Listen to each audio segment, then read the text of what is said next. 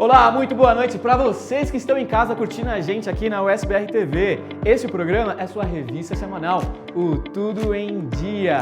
Para começar o programa, nós teremos um momento de solidariedade. E também vamos falar sobre 4 projetos bem especiais. Mais que isso, nós teremos nossos convidados especiais, isso mesmo.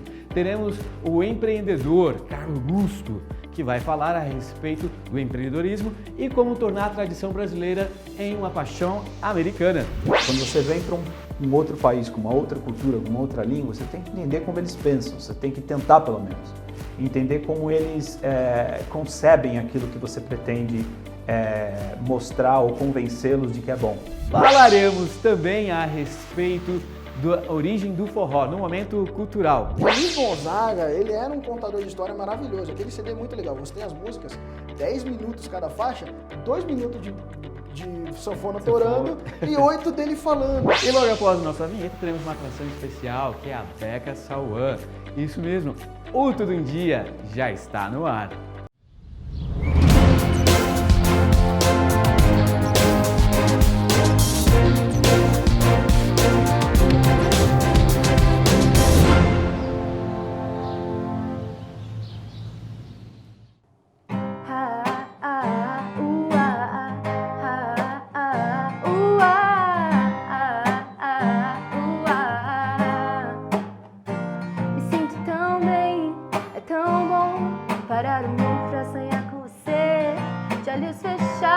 Faço questão de te ver.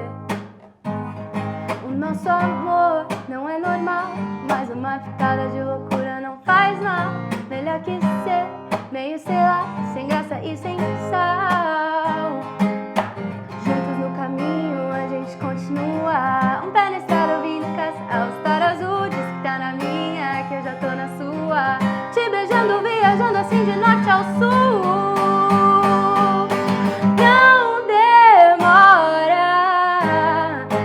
Pra amanhã o nosso agora. Não demora. Não deixa pra amanhã o nosso agora. Te quero pra ontem, já passou da hora.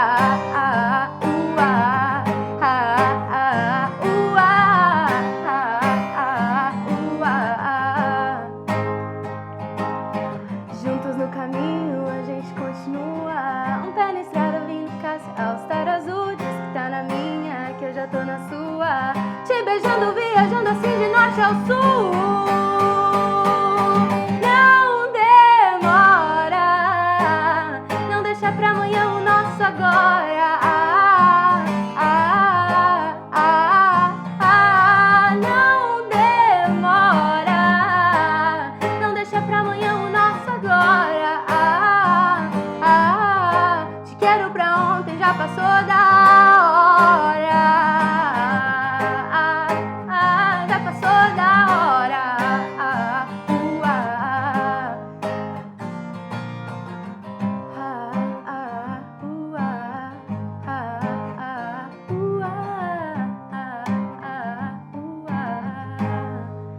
Vamos viver. Que legal começar o nosso programa com a Beca Sauan, com essa atração musical. Pessoal, não sai daí porque ela vai voltar e vai conversar com a gente. E no final ela vai cantar também. E teremos muitas outras atrações. E uma dessas atrações especiais, como a gente já sempre faz de costume, é falar sobre um momento solidariedade, isso mesmo. Hoje vou trazer um grande amigo, trabalhei com ele lá em São Paulo e ele faz parte de 4 projetos especiais. Davi, ele é um estudioso, pesquisador e vai fazer essa conexão entre esses 4 projetos e vai falar a respeito da sua experiência com a música e como esse projeto transformou a sua vida. Então agora nós estamos com o nosso querido Davi Maier. Tudo bem, Davi? Tudo bom, Carlos? Boa tarde, prazer estar com vocês.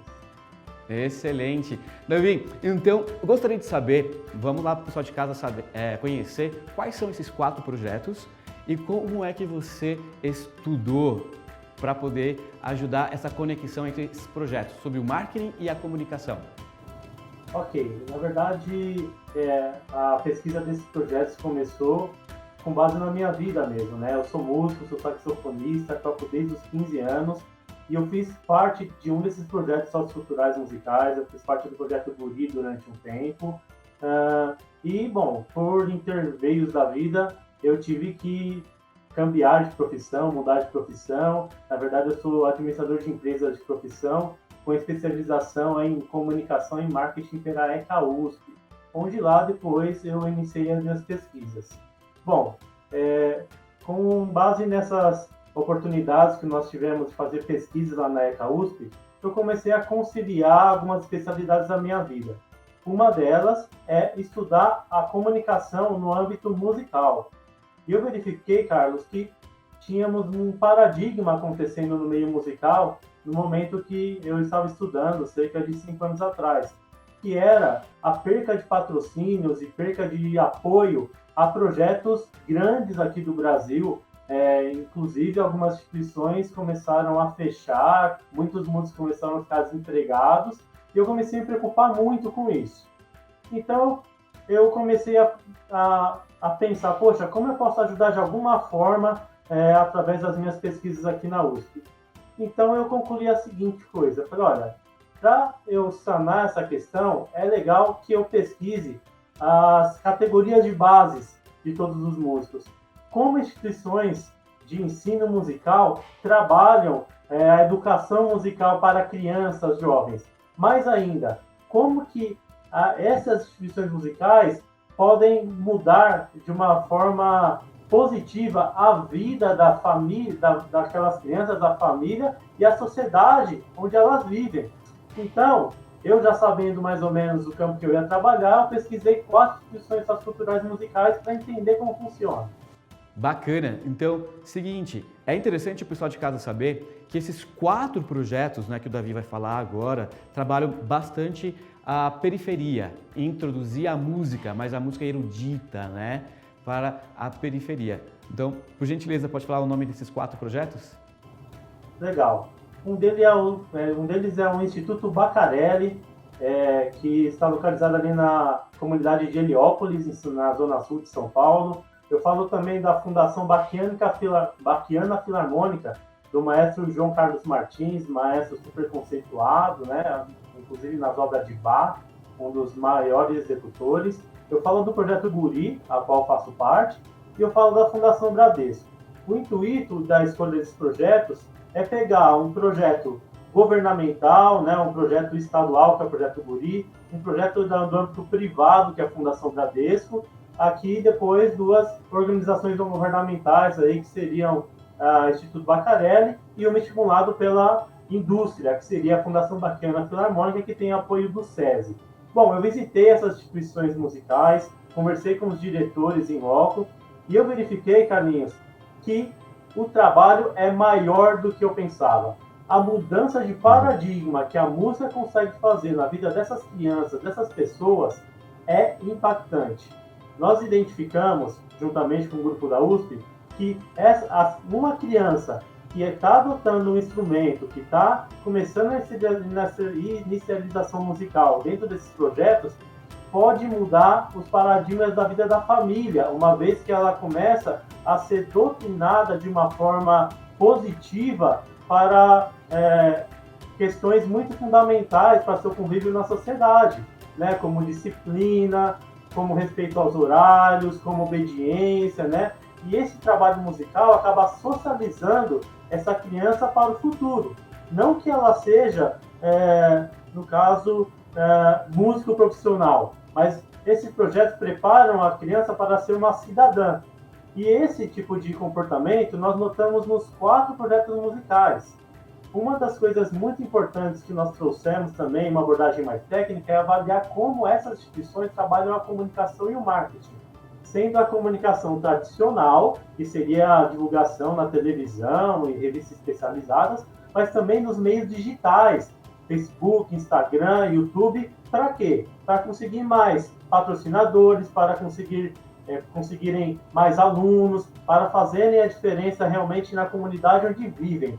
E a partir daí eu comecei a estabelecer, Carlos, os parâmetros aqui de comparação entre essas instituições para verificar como que a comunicação integrada que elas utilizam pode fazer parte da vida das pessoas aí de uma forma mais incisiva. Bacana. Então, vale lembrar também, pessoal, que o Davi, juntamente com os estudantes da USP, fizeram esse trabalho para poder identificar quais eram as necessidades, né? E como angariar patrocinadores para esses projetos. O Davi, além de fazer esse estudo, então ele fez parte, né? Como escritor, né? Autor, um dos autores do livro, né? Cidades Mil.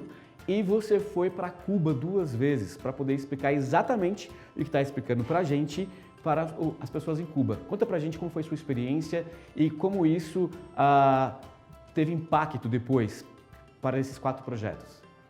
Legal, Carlos. O livro que você menciona é esse, Marketing, Comunicação, Tecnologia e Inovação nas Cidades Mil. Esse livro é um livro da Gap Mil Unesco, que abraçou essa ideia de identificar as causas das instituições culturais musicais e nos apoiou aí na publicação. Hoje essa publicação é uma publicação internacional, inclusive ela está publicada no site da Unesco, vou deixar depois o link para vocês verificarem em loco. Então, a Gap Mil Unesco ela começou a identificar potencialidades nesses projetos que nós pesquisamos.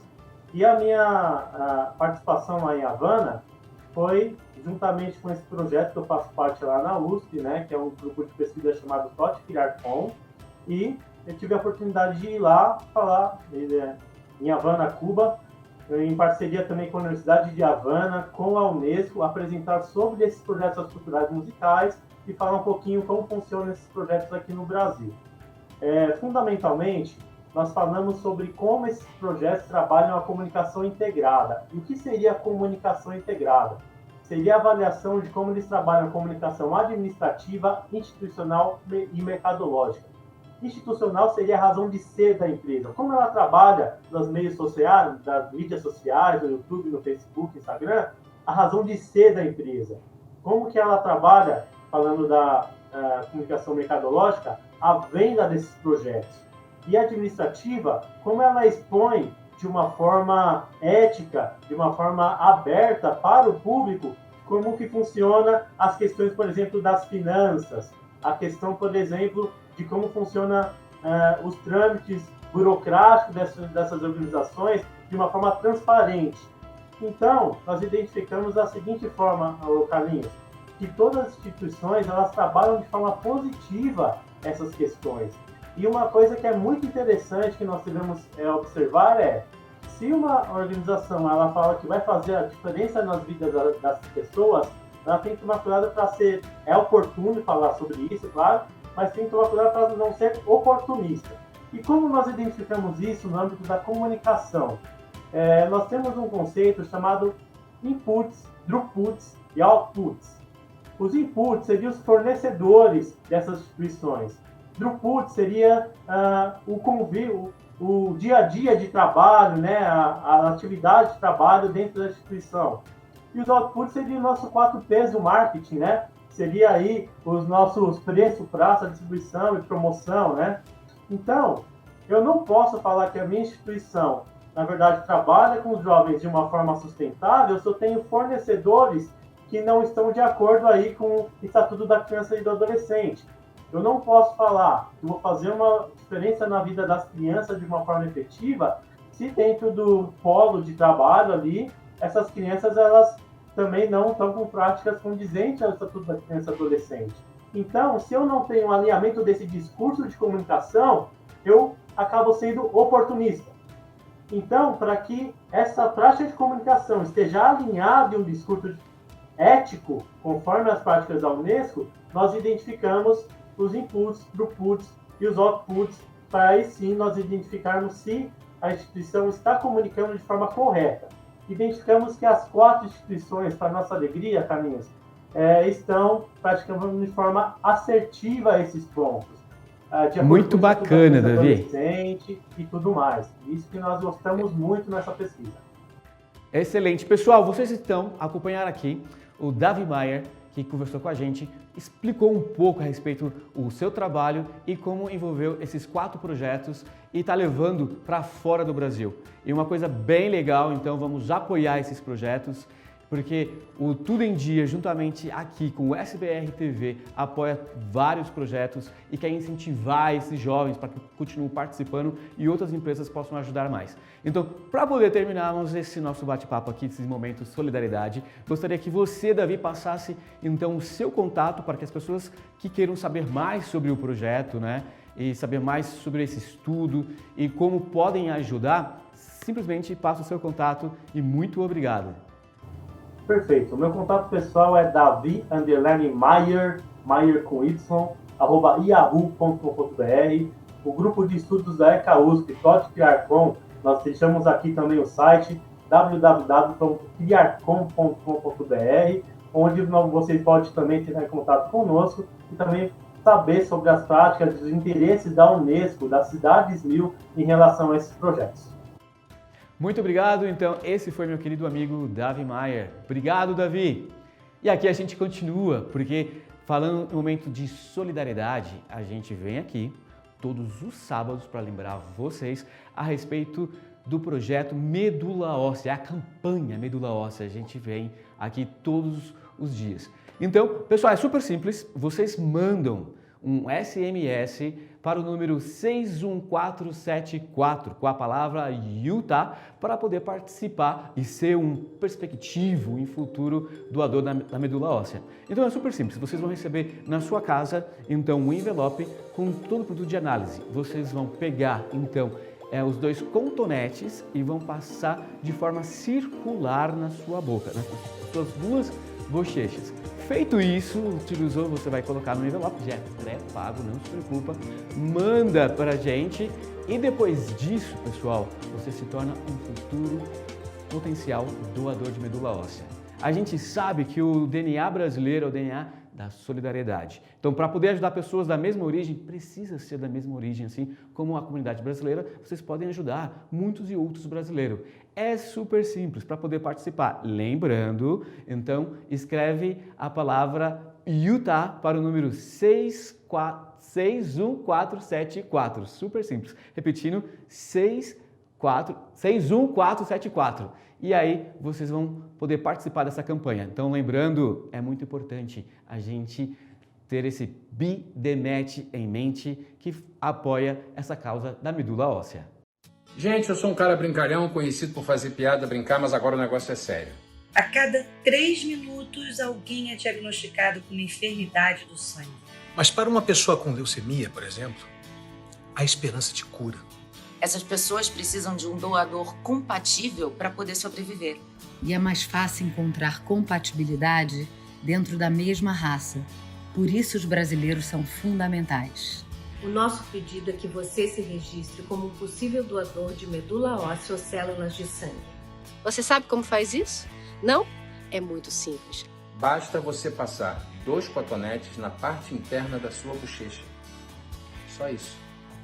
Esse teste vai dizer se você é compatível com um dos milhares de pacientes em todo o mundo. E para quem mora aí nos Estados Unidos, você pode fazer o seu registro de doador no BDMET sem sair de casa.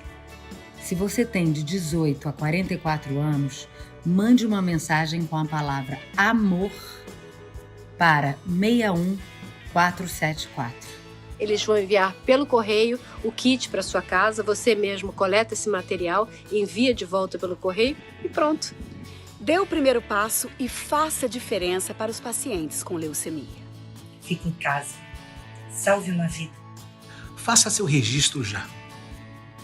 É muito fácil fazer o bem. Eu já fiz o meu cadastro, sou uma doadora. Vai lá, participe. Faça o seu também. O remédio para esses pacientes não está em farmácia, mas dentro de cada um de nós. Vamos ajudar essa causa? Confio em você.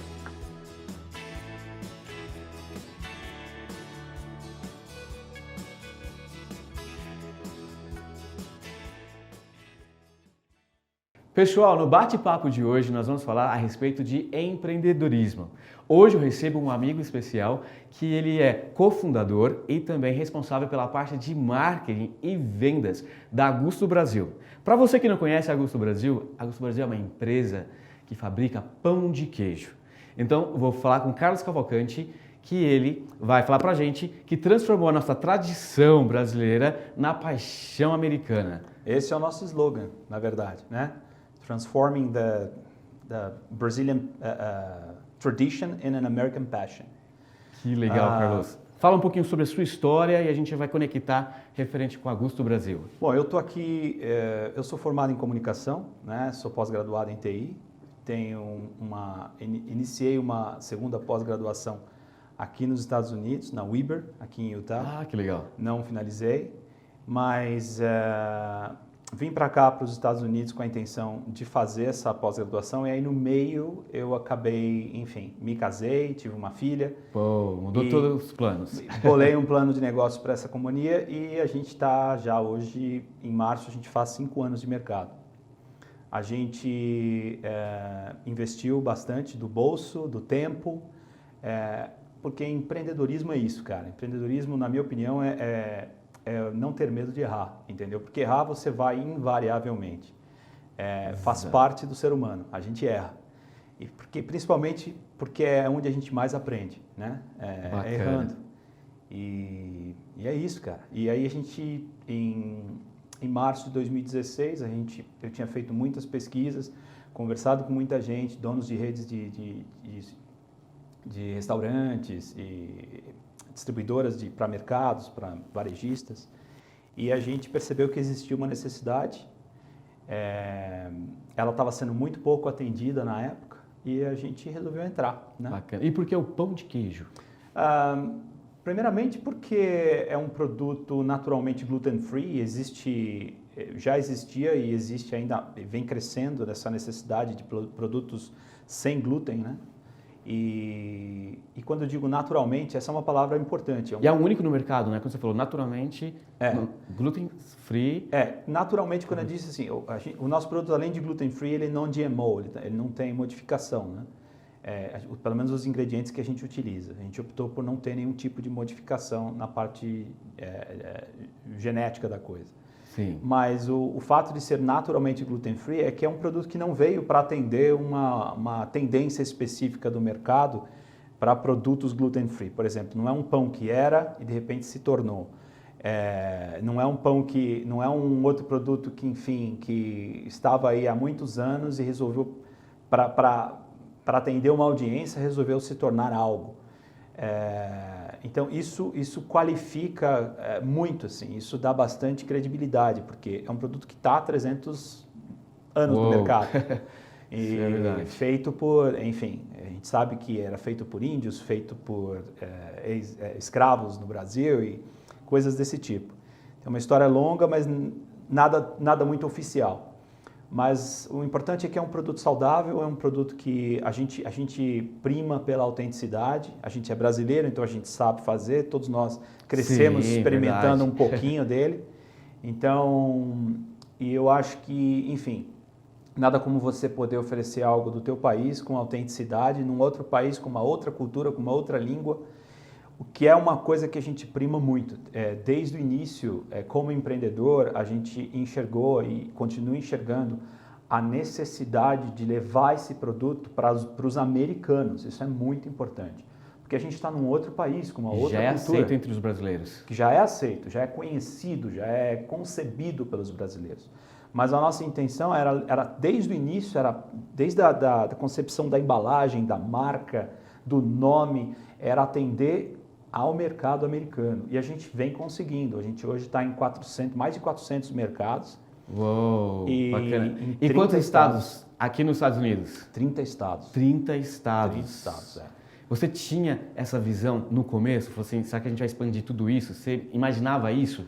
Sim, a gente planejou isso, né? Essa é uma pergunta interessante, porque um dos meus sócios me perguntou uma vez, você imaginava que você ia chegar nesse ponto?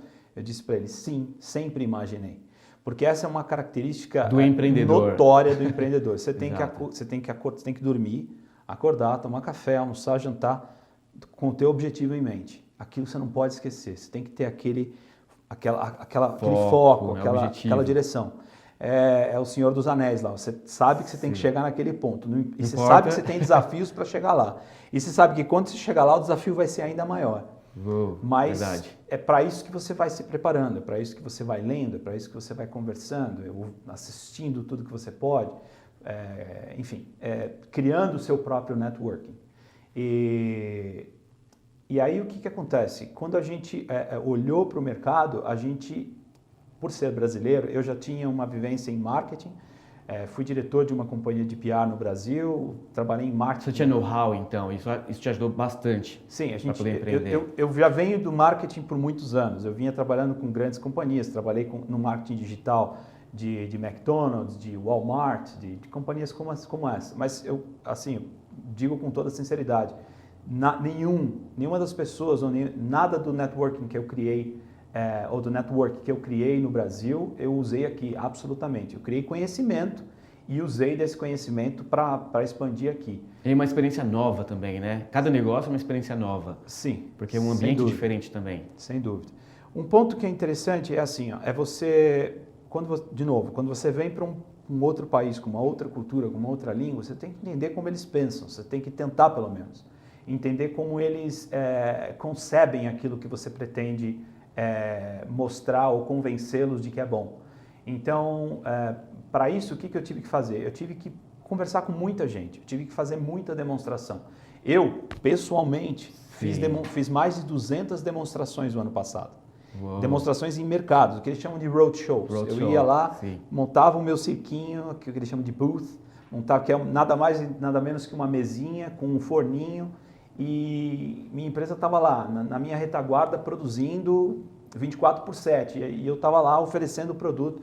Por quê? Porque eu queria ouvir o que eles pensavam a respeito, de todo tipo de opinião. E cada opinião, do mais novo ao mais velho, ela é considerada. Então você tem que ouvir e entender como eles pensam, como eles gostariam que aquilo fosse também. Porque esse era o teu mercado, né? Exatamente. Só ia consumir o seu produto. Eu não estava aqui produzindo pão de queijo para brasileiros, muito embora a gente tenha muitos brasileiros e a gente procura atender muito. E o legal também que a gente vê que o pão de queijo, você começou a criar novos formatos. Isso. Dá para explicar para a gente também isso? Logo de cara, quando a gente pegou o primeiro retailer, né, que foi a Associated Food, aqui no estado de Utah, conversando com um dos buyers, novamente, buscando referências, conversando com gente, a primeira coisa que ele falou você tem que diversificar, você tem que ter mais sabores. E algum sabor que se aproxime do paladar ou da demanda que existe hoje.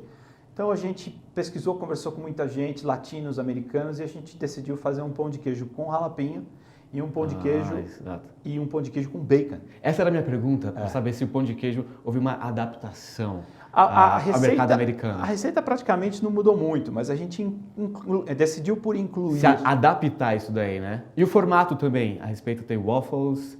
Então, esse é um outro ponto. Porque o pão de queijo, do jeito que ele é hoje, ele é um dos únicos do mercado que você pode usar o nosso pão de queijo. E a gente é autêntico, a gente usa ingredientes que são usados e o processo que é usado no Brasil. Então, o nosso produto, você pode fazer tortilhas, né? Basta você deixar descongelar lá em casa é o que mais a gente faz. Exato. E você vai ver na retaguarda aí no nosso vídeo, você pode fazer, a gente tem no nosso site também um vídeo de 90 segundos que explica como fazer tortilha, o próprio pão de queijo e o waffle. O waffle é muito simples, põe numa máquina de waffle, fecha, quando você abre, você vai ter lá o waffle prontinho. Preparado, né? Com queijo, com gosto de queijo, que é uma delícia. Que é um waffle diferente do tradicional, mas é delicioso. E a tortilha também, o nosso pão de queijo de jalapeno, quando você mistura e faz a tortilha, eu até hoje não comi uma tortilha tão deliciosa. Também. Porque tem sabor. Normalmente tortilha não tem muito sabor, né? É uma coisa... Mas esse tem sabor. Pão de queijo eu gosto. Exatamente. Então, uma coisa interessante assim, você estava em uma outra cidade, né? E veio para Salt Lake agora, que é enorme. Então, a fábrica lá... Então, é bom frisar que a gente mudou há um mês atrás, né? E a gente mudou para uma planta que é 5 vezes maior a planta que a gente estava em One Chip. Nós estávamos no meio do nada. A nossa planta era literalmente cercada por fazendas. A gente tinha ganso de um lado, cavalo do outro. E, enfim, a gente, nessa fazenda, nesse lugar a gente se certificou, tirou o nosso GMP e agora a gente está indo para uma certificação bem maior, que bacana. Que é o SQF. Pessoal, hoje eu conversei com o Carlos Cavalcante, falando sobre empreendedorismo e também a respeito como a sua fábrica, né, atingiu vários outros estados. Mas antes de terminar a nossa entrevista, eu gostaria que você passasse para o pessoal de casa como é que eles podem obter o pão de queijo ou entrar em contato com o seu marketing. Podia passar para o pessoal de casa e suas últimas considerações a respeito do empreendedorismo e ser um homem de sucesso aqui nos Estados Unidos através do pão de queijo. Obrigado. Então, para conseguir o nosso produto, se você está em Utah, é muito fácil. Qualquer mercado que é atendido pela distribuição da Associated Food. Então, você tem Harmon, você tem Fresh Market, você tem Macy's. E a gente também está em todos os Sam's Clubs aqui de Utah. No resto em Idaho a gente também tem muitos mercados, eu não tenho na minha cabeça agora o nome dos mercados, mas a gente tem muitos mercados que também são atendidos por essa distribuição da Associated, que também possui nosso produto. No resto do país a gente está em quase 30, ali um pouco mais do que 30 estados. A gente vende em restaurantes, então, por exemplo, o pão de queijo que se come em redes como Tucanos ou em redes como Rodízio Grill é o nosso pão de queijo e vocês também podem encontrar no Sam's Clubs em vários outros estados. Eu não tenho os estados agora na memória, mas no nosso site, se você entrar no nosso site gustobrasil.com, você vai automaticamente ser apontado para o Facebook. A gente decidiu por não ter site porque a gente não tinha uma estrutura enxuta e não tinha recurso para poder administrar um website. Então, mas o Facebook ele entrega absolutamente tudo que a gente precisa. Então, no Facebook você tem lá um mapa que está no Google, que você clica, põe o seu zip code, você vai ver a loja mais próxima de você. É muito simples, muito simples. Mas se é fora do estado de Utah e Idaho, vai ser um Sam's Club com toda certeza. Bacana, muito obrigado, Carlos, por esse nosso bate-papo. E tá o convite, a produção está bem animada e quer te convidar próxima vez você trazer o pão de queijo. Perfeito? É o compromisso. Então, aqui a gente só vai consumir Gusto Brasil.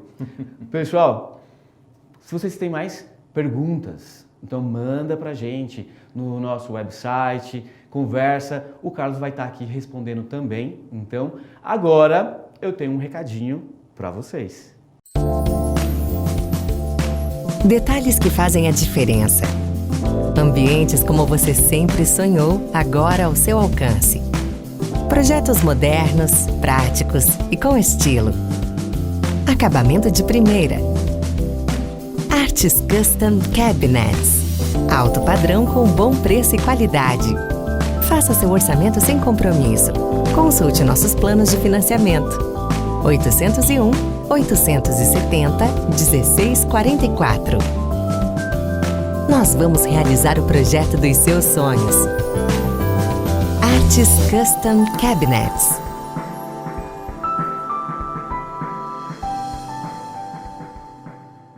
Hoje nós vamos falar um pouco a história do forró, como é que surgiu, então como foi dividido entre as regiões e como está hoje. Para isso, eu trouxe aqui no programa dois amigos, o Jadson Alves, que é de Fortaleza, e o Tiago Vidal, que é de São Paulo. São especialistas, posso dizer assim, do forró. Inclusive, nós tivemos um programa que o Tiago esteve aqui com a banda, não foi, Tiago? Exatamente.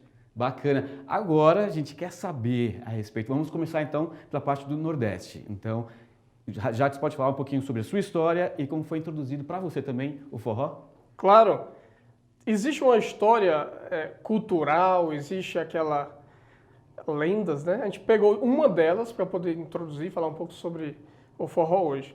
No final do século XIX, mais ou menos 1800 e alguma coisa, 60 ou 70, quando alguns ingleses ou americanos vieram para cá, né, para o Brasil, foram para o Brasil, no Nordeste especificamente, e eles começaram a ter algumas festas que eles faziam entre eles. Eles queriam introduzir todos, eles queriam que todos fossem, né, e o inglês, eles colocaram lá a festa para todos, que seria o quê? Oh.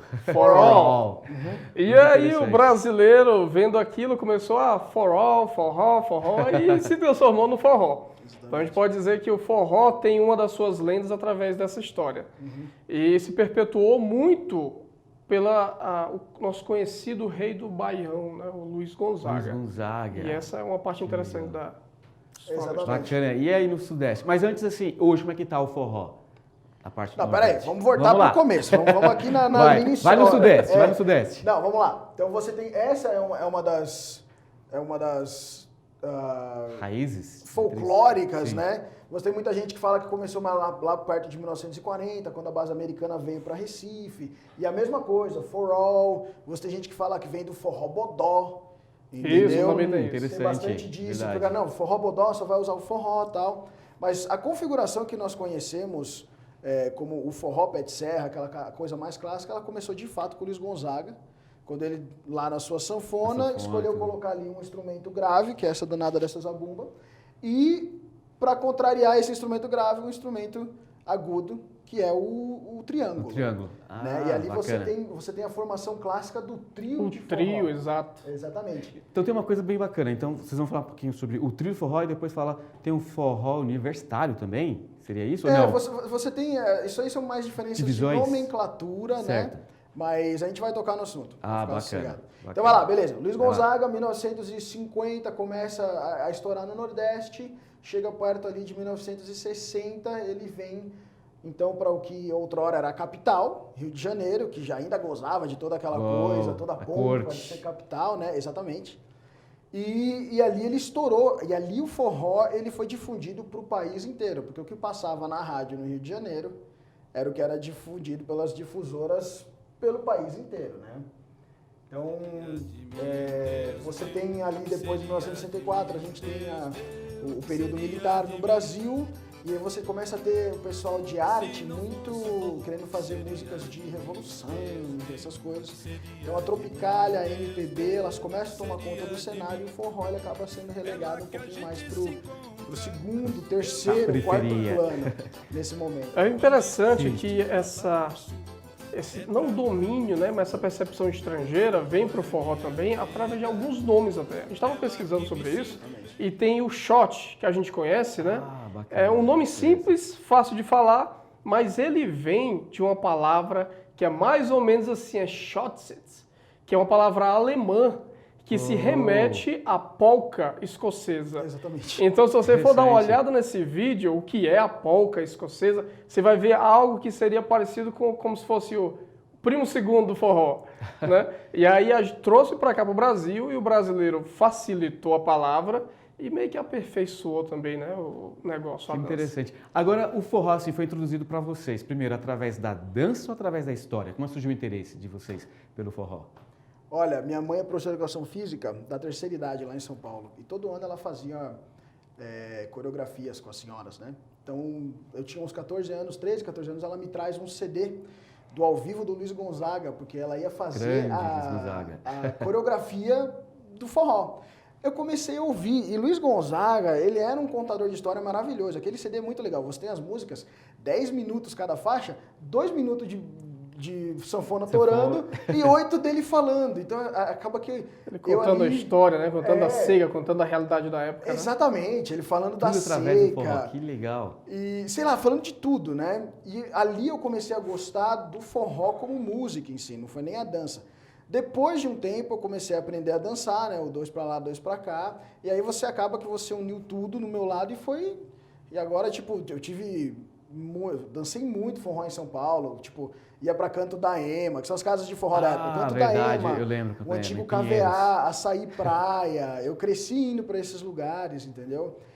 Vendo trios que vinham do Nordeste, aí trios já sudestinos também. E tive a minha própria banda de forró. Depois que eu voltei aí de um tempo no trabalho missionário, eu voltei e fiz uma banda com amigos meus, a gente tocava. Que legal. Era coisa deliciosa, entendeu? Mas pra mim o forró ele foi assim, danço até hoje com a minha esposa, quando as pessoas precisam aprender, a gente vai lá e ensina um pouquinho como é que é. A gente vai ter depois aqui uma coisinha outra, o doutor aqui, ele vai dar uma Isso, a gente vai ensinar o pessoal de casa como é que funciona isso daí. Exatamente. E pra você, como é que foi introduzido, Jackson? Mas eu aprendi através da própria dança, né? E eu posso dizer dizer que eu aprendi a dançar forró no local mais improvável possível. Uou. Foi dentro de uma igreja. Sério? Sério. A partir dos anos 90, o forró ele passou a ser mais eletrônico. Lá transformou isso. Então a gente tem aí muitas bandas eletrônicas. Eu poderia aqui denominar, pegar umas 20 de cabeça que tem por lá surgindo no Nordeste. Calcinha Preta, Aviões do Forró, Magníficos, muitas, enfim. Super. E aí, nos bailes da igreja, sempre tocava alguns forrós selecionados, né? Aqueles que não tinham duplo sentido ou que não tivessem uma letra bacana. E eu lembro muito que nessa época surgiu muito o Fala Mansa, até, né? E era aquela coisa, 2 pra lá, 2 pra cá, aquela coisa fácil. Porém, eu lembro quando começava a tocar realmente os forrós lá, o pessoal ele ficava numa dança chamada a dança do calango. Já ouviu falar sobre isso? Rapaz, o calango é aquela lagartixa, né? Pô? Lagartixa pro resto do Brasil. Colocava o pezinho assim no muro e ficava. Dá pra fazer em pé isso aí? Ficava assim, ó. Ficava assim, ó.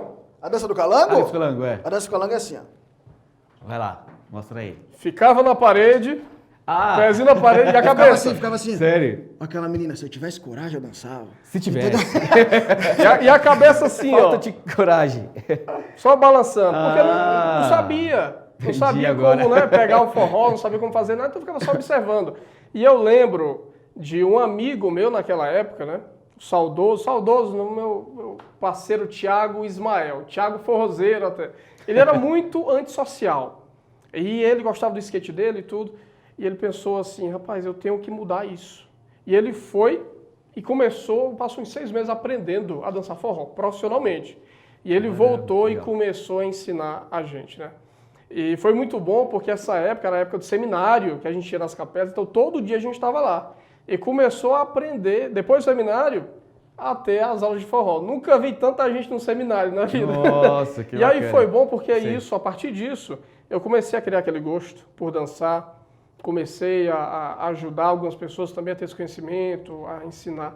Até a gente teve aquele projeto lá, né, na Universidade de Utah. Verdade. A qual eu e minha esposa, a gente foi lá, ensinou um pouco, alguns passos para o pessoal lá. Foi bacana. Então, eu acho que isso foi minha realidade no forró. Bacana. Muito obrigado vocês pelo tempo estarem aqui falando um pouquinho sobre o forró, pessoal de casa. Mas também o pessoal de casa quer saber, e eu também quero saber, a respeito... Todo mundo pode dançar, então tem alguma aula, algum vídeo, um canal específico que as pessoas podem procurar e aprender sobre tanto a história do forró e também sobre como dançar? Pode passar pra gente e também passar os seus contatos, por favor. Como nossas digníssimas esposas não puderam vir hoje aqui, a gente ia mostrar um pouco sobre isso. Do forró. Um beijo pra Lia. Verdade. Beijo pra dona Nídia. Grande abraço pra vocês aí. A Beijão, gente tem um vídeo também que mostra um casal que ele é bem famoso lá em Fortaleza, ele é de lá. E eles têm esse canal no YouTube, eles ensinam um pouco as pessoas como aprender o forró do zero, né? Então vai passar Qual o nome desse pouco canal? Dançando e Aprendendo. Dançando e Aprendendo, esse é o canal que vocês podem procurar no YouTube e no Isso, Facebook. é do Aurélio e da Neiliane. Um beijo para vocês, para os seus seguidores e alunos também. Olá, brasileiros e brasileiras de Utah! Eu sou Neiliane Felipe. E eu sou o Aurélio Lobo, nós somos professores de dança, nós somos também especialistas no ensino de forró cearenses aqui do Nordeste, Brasil. E nós temos um projeto que chama Dançando e Aprendendo, e dentro desse projeto nós desenvolvemos uma metodologia, um curso online de forró, que está ensinando milhares de pessoas a dançar do absoluto zero. Nós já temos alunos espalhados em todos os lugares do Brasil e de fora do Brasil também, aprendendo através desse método passo a passo nas suas próprias casas. Exatamente. Esse projeto é a nossa escola de dança online, onde da sua própria casa você pode ter acesso. E para você conhecer um pouquinho mais desse trabalho, a gente tem um canal no YouTube, chama Dançando e Aprendendo. Então vai lá, se inscreve, conhece a nossa metodologia, nosso jeitinho de ensinar e observe como todo mundo é capaz de aprender a dançar desde que tenha um método, um passo a passo certinho. Exatamente. Não é o talento que vai dizer se você é capaz de dançar ou não, e sim uma metodologia e a sua própria dedicação. E agora, né, com essa ferramenta incrível da internet, você pode fazer as aulas e realizar, quiçá, o grande sonho de evoluir no forró da sua própria casa. A gente quer agradecer o Jadson pelo convite, né? O Jadson também é nosso conterrâneo. Que é o nosso passarinho verde também, que contou que vocês são muito interessados aí aí pelo universo do forró, então chega junto, que eu tenho certeza que tem muitas sacadas aqui que vai ajudar com que vocês se aprofundem. A gente fica muito feliz com o convite e de poder, por essa janelinha, dar esse recado e saber que, assim como nós, vocês também são apaixonados por forró. Que bom! Show de bola! Então, um grande abraço. O forró vai dominar o mundo. E com a ajuda de vocês, aí é que o forró vai dominar tudo mesmo. Um abraço e a gente se vê. Tchau! E o contato de vocês, contato de vocês, pro pessoal de casa já anotar. Passa aí pro pessoal. Claro, o meu é 385-216-5549 e pode perguntar alguma coisa, tirar algumas dúvidas. E quando tiver algum evento novamente, né, a gente pode se encontrar por lá. Sim, com certeza. Exatamente. Eu Thiago. sou @tvidigal no Instagram, que é mais fácil, que se você me ligar eu não vou te atender. Não é maldade. Não é maldade, é o tempo que, né? Não é maldade, tipo, a gente não sabe da coisa. Mas me chama no Instagram, a gente conversa assim. Conhecimento sobre a história do forró, por causa da banda, um monte de pesquisa e tal. Eu amo realmente a cultura, o que trouxe, né, pra minha vida. Muito bacana. Então, se você quiser saber qualquer coisa, é só perguntar. Obrigado. Esse, então, foi o nosso bate-papo, momento cultural com Thiago Vidigal e Jadson Alves. E vocês podem ainda mandar suas perguntas. Então, entra lá no Instagram, no Facebook deles, eles vão poder explicar melhor e mais ainda a respeito de como surgiu o forró e como é que está hoje e essa diferença entre o Nordeste e o Sudeste. Fica com a gente e agora nós temos um recadinho bem especial para vocês. Via Brasil Store, a maior loja de produtos brasileiros de Utah. As marcas mais vendidas no Brasil, pertinho de você. Visite nossa loja ou faça seu pedido, que entregamos para você. 385-241-2945. Via Brasil Store, oferecendo o gostinho brasileiro. 327 East, 1200 South, Loja 8, em Orem. Muito obrigado, pessoal, pela sua audiência. Não saia daí, porque a gente tem preparado coisas bem especiais para vocês. E uma coisa bem legal, sempre vamos voltar para poder falar a respeito que na quarta-feira tem Saudável Comigo, mais uma grande dica com a Chefe Maria. Vamos ver, BBT? Olá, pessoas bonitas, sejam bem-vindas à minha cozinha. Eu sou Chefe Maria Dias, esse é o programa Saudável Comigo. Essa semana vamos falar de alimentos que promovem bem-estar e dão sensação de prazer. No primeiro bloco, Bora Cozinhar, vou te ensinar uma receita de bolo de chocolate sem nenhuma farinha e sem leite, mas com muito sabor e funcionalidade. No segundo bloco, isso é bom pra quê? Você vai conhecer todos os benefícios do cacau para a saúde e humor. No terceiro bloco, Dica da Maria, eu vou te dar dicas de como obter a dopamina através da alimentação. Quer qualidade de vida e bem-estar? Fica aqui e vem ser saudável comigo. Não se esqueça, toda quarta-feira, 12h30, Saudável Comigo com a Chefe Maria, trazendo belas receitas e muitas dicas de culinária. Pessoal, o nosso programa está chegando ao final e eu quero agradecer vocês por estarem acompanhando a gente. Então não esqueça de compartilhar o nosso link. Entra lá no Facebook, no YouTube, Roku, na Apple TV e na Vimeo. Então nós temos todas essas plataformas para você acompanhar e compartilhar. E não esqueçam de acompanhar a nossa programação durante a semana. Amanhã, domingo, nós teremos Fake News com Vanderlei Montagnoli. Gente, está divertidíssimo. Olha, se você acha que você já viu de tudo no Fake News, você não perde por esperar o Fake News desse domingo. A gente fez um especial de Halloween, exatamente. Todas aquela coisa sobrenatural, os fantasmas que aparecem de madrugada no seu quarto, aquele ex que te manda mensagem, dá mais susto do que qualquer outra coisa, a freira também aparece. Vocês não perdem por esperar, então eu tô esperando vocês aqui domingo no Fake News, porque esse especial de Halloween tá de arrepiar os cabelos. E piada ruim de novo. Mas vem gente, que eu juro que eu melhoro as piadas. Fake News com Vanderlei Montagnoli. Domingo, 8 da noite. O SBR TV, a TV que representa você. E logo após ele, nós teremos o Léo Martinez com Trago Verdades. E a nossa programação continua durante a semana também. Nós teremos de segunda a sexta-feira o SBR News com Paulo Sérgio.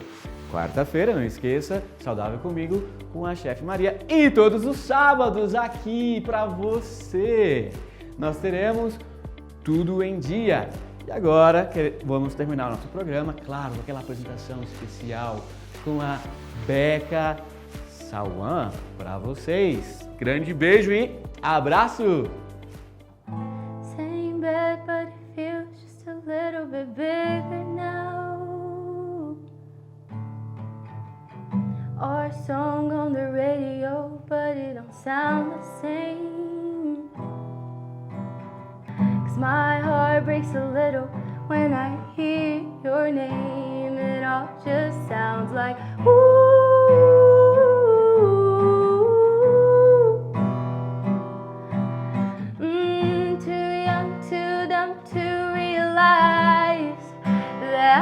Should've bought you flowers and held your hand. Should've give you all my hours when I had the chance. Take you to every party 'cause all you wanted to do was dance. Now my baby's dancing, but she's dancing with another man. My pride, my ego, my needs and my selfish ways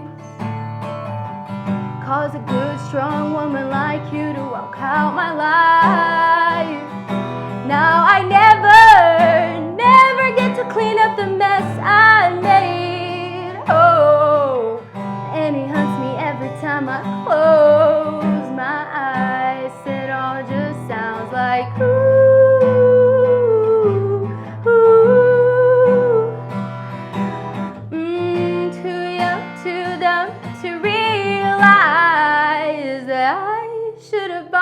Flowers and held your hand. Should have give you all my hours when I had the chance. Take you to every party 'cause all you wanted to do was dance. Now my baby's dancing, but she's dancing with another man. Although it hurts, I'll be the first to say that I was wrong. Oh, I know it's probably much too late. I try and apologize for my mistakes, but I just want you to know I hope he buys you flowers. I hope he holds your hand. Give you all his hours when he has the chance. Take you to every party 'cause I remember how much you love to dance. Do all the things I should have done when I was your man. Do